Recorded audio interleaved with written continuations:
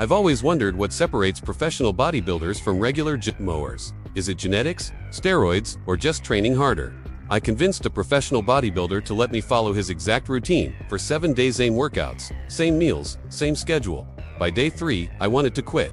By day 7, I understood why only a few people reach that level. Today, I'm showing you every brutal day, what I learned, and why professional bodybuilding is harder than anything I ever imagined. Meet the pro. He has been competing for 10 years and has placed in the top 3 in national competitions.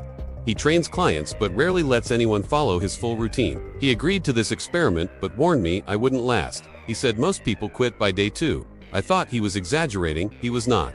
My starting point, I've been training consistently for 5 years, have a decent physique at 80 kilograms, 176 pounds, and thought I trained hard. My regular routine was 4 days a week for about an hour. I considered myself experienced, but I was about to learn that I knew nothing about real training intensity. Day 1 was the wake-up call. The alarm went off at 5 a.m., and I was already exhausted. I had a pre-workout meal of chicken and rice in the darkness and was at the gym by 6 a.m. for back and biceps. I expected a 90-minute session. We trained for 3 hours. 28 total sets for my back, 15 for my biceps, a volume I had never imagined. Every set was to absolute failure. Rest periods were timed exactly, and if my form wasn't perfect, the set didn't count. By the end, I couldn't lift my arms. The nutrition shock was just as intense.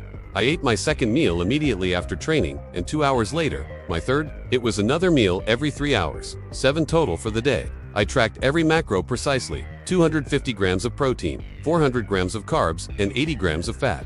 Eating became a job, not a pleasure. By evening, my jaw hurt from chewing. Day 2, leg day, was the breaking point. I woke up so sore from day 1 I could barely move and considered quitting. The pre-workout meal felt impossible to eat. Leg day was a nightmare. Squats, leg presses, lunges, until failure. Drop sets on the leg extensions, and supersets on the leg curls. It was 90 minutes of pure torture. I vomited twice. The bodybuilder said this was normal. I cried in the car afterward. That evening, the lifestyle cost hit me. After a second training session, I had to eat again despite the nausea. Then prep food for the next day, stretch, foam roll, take an ice bath, and get a massage. I was in bed by 9 p.m. There was no social life, no free time. I realized professional bodybuilding consumes your entire life. Day 3, I seriously considered quitting. My whole body was screaming in pain. I texted the bodybuilder that I might stop. He said everyone feels this way on day 3 and that I could either push through or quit like everyone else. Pride made me continue. Chest and triceps day, another 3-hour session. Somehow, I survived. He explained that the physical part is 30%. The mental is 70%. Pushing through when your body says stop is what separates amateurs from professionals. By day 4, I started to adapt slightly. The pain was still there, but less intense. Eating became a difficult routine. I learned more in 4 days than in the past 5 years. I also asked him about steroids. He was transparent, explaining that they are necessary to recover from this level of training volume. Day 5 was shoulders and arms. The pump was incredible.